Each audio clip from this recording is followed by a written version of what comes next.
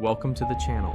Today's video is from r/paranormal and high strangeness. Remember to like, subscribe, and enjoy the video. Have you ever met something that looked human but wasn't? First of all, I want to make it clear that I don't have any mental health issues. I'm 32 years old and I've never experienced anything like this before or after. A few years ago, I was heading home from work by subway. A man got on at one of the stops. He looked completely normal, around 6'1". Blonde hair, blue eyes, dressed in business attire. But the moment he stepped into the subway car, something primitive in me was triggered, something I didn't even know existed. The instant I looked at him, my skin crawled and got goosebumps. I had no idea why. There was absolutely nothing unusual about his appearance, yet I couldn't look at him for even a second. It felt as if my fight or flight mode activated. I was overwhelmed by an intense primal fear, nothing like anything I had ever felt in my life. I've encountered dangerous people before. I've even had a knife pulled on me once, but I never felt this kind of fear. I was sitting while he stood a little farther away. Whenever I looked at him, even for a split second, I was certain that he knew I was looking at him. At the same time, it felt as if he could read my mind. I know it sounds super schizo, but that feeling is so hard to explain. But it grew so intense that I couldn't take it anymore. I got off the train early, just to wait for the next one. As I stepped off, I turned to look at him one last time and I saw that he was already looking at me. Our eyes met. He didn't even look at me while I was in the subway. For the next 2 days after that encounter, my ears kept ringing. I'm not someone who normally experiences ringing in my ears, but it happened frequently for those 2 days. Maybe it was just a coincidence, I don't know. I was out for a walk around 9:30 p.m. a few years ago. I lived in a condo townhouse complex built in the 80s, so fairly large units. I saw a shadow lurking between cars on driveways. I immediately thought it was a thief. I stopped to watch and possibly record. But this thing suddenly climbed up the side of a garage like a spider and stood on a roof. When it was out of sight, I quickly walked by towards my unit. I looked back and this thing was staring in my direction, like it knew that I saw it. I was about 300 meters away from it, but it kind of looked like a man with a bull's head. Gave me the chills. Rather than going home, I walked past my unit and into the street before quickly circling back. Believe me if you want, I wasn't smoking or drunk at the time. When I last lived with my dad, we had a thunderstorm around 8 p.m. one night. I heard the storm door swing open forcefully and got up from my computer to check it out. I saw what looked like my dad going outside and knew something wasn't right. The door didn't even make a sound as he closed it behind him. I went over to follow, and the door was still locked. I unlocked it to see the storm door blowing in the wind, then checked for my dad in his office. He was at his laptop and didn't hear the storm door at all, despite being a room away without headphones on.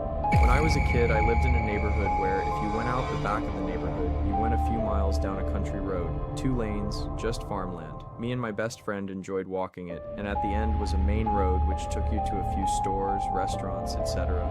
A nice, almost rural area surrounded by bigger towns and cities. Sometimes we enjoyed walking our neighborhood or the back road at night. One night we ventured down the back road and our attention went to something that appeared to be a man, but no damn way it was.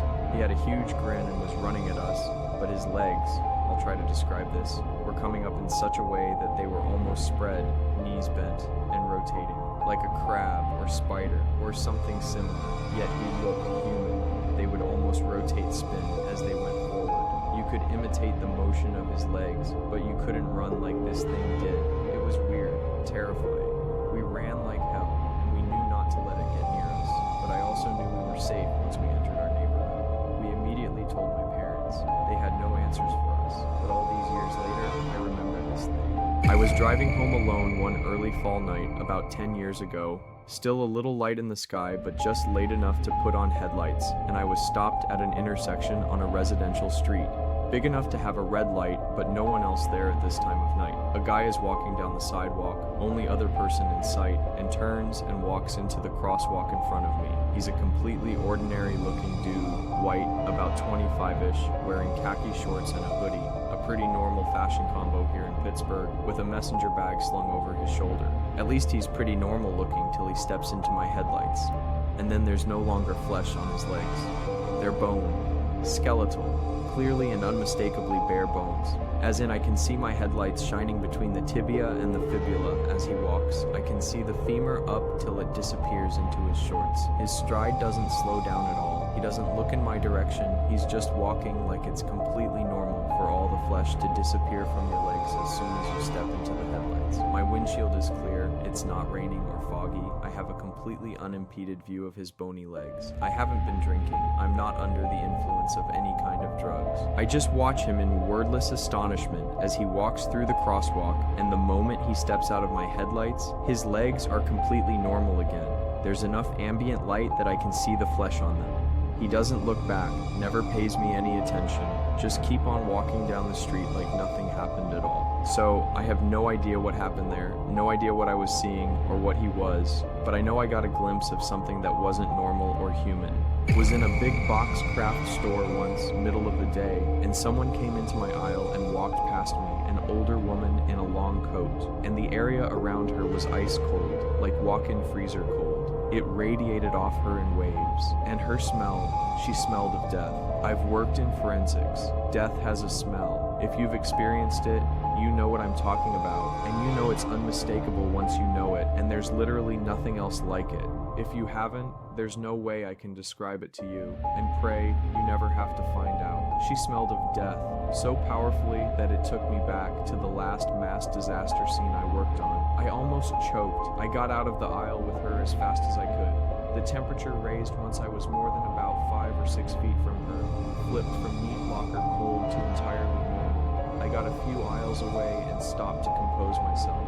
I smelled and felt her again before I saw her.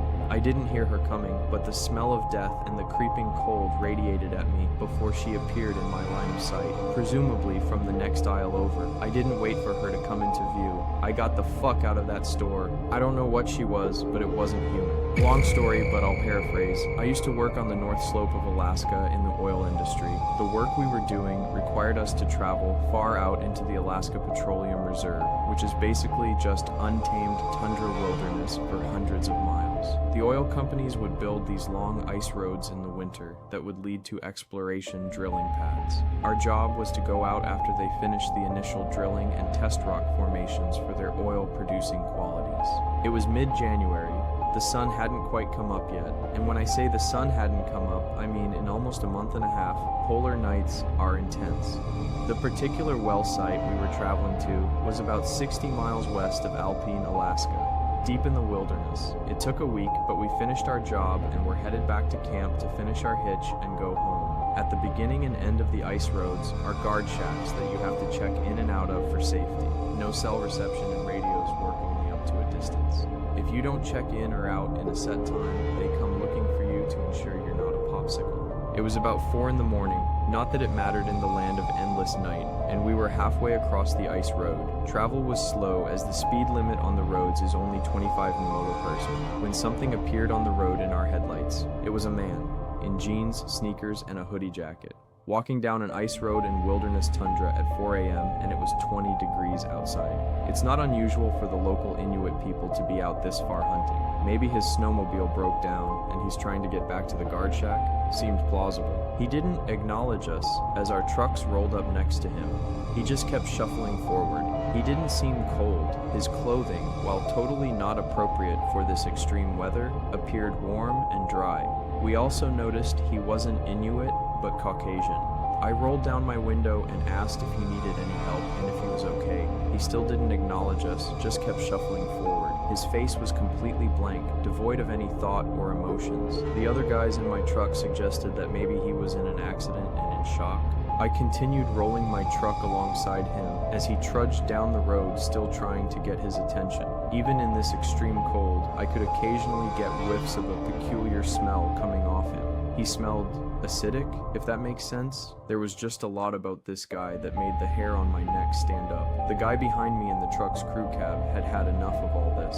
He rolled down his window and reached out to grab the guy. He later said he was just going to try and shake him out of his stupor. Before my buddy's hand could reach him, though, this walking popsicle spun around and latched onto my buddy's outstretched arm. He glared at my buddy, and then at me with this look of pure rage, not removing his hand from his arm. If emotions had a physical temperature, this guy could have melted the entire tundra that night. My buddy groaned in pain as he tried to get his arm free from Mr. Popcycle. At that moment, this guy starts screaming in our faces. There was so much hate and rage and anger in that scream. It was absolutely terrifying. I slammed on the gas and spun out on the ice for a second before the wheels caught and launched us forward. Popsicle Dude still had a hold of my buddy's arm and was trying to pull him out of the truck. He was running alongside the truck while the other guys in the cab held onto my buddy to keep him inside. After several moments, it could only have been a few seconds at most, my buddy tore free from this guy and we hauled ass to the guard shack another 30 miles down the road.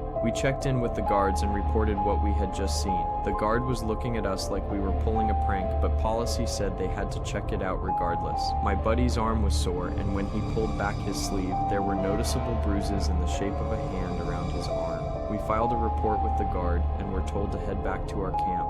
None of us really wanted to talk about what happened, and it was a quiet drive the rest of the way. We flew home the next day.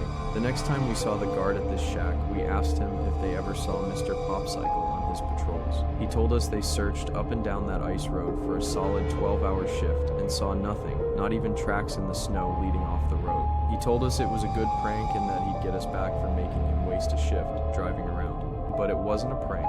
Who would make up a story like that? And who would willing bruise their arm for a dumb prank? We never got a satisfying answer to what happened that evening. I still wonder about that dude, if he even was a dude. The Alaskan tundra is a weird place, and that was just one of my many weird stories from my time up there. Thanks for watching. Remember to drop your stories in the comments below and to like, subscribe, and share the video.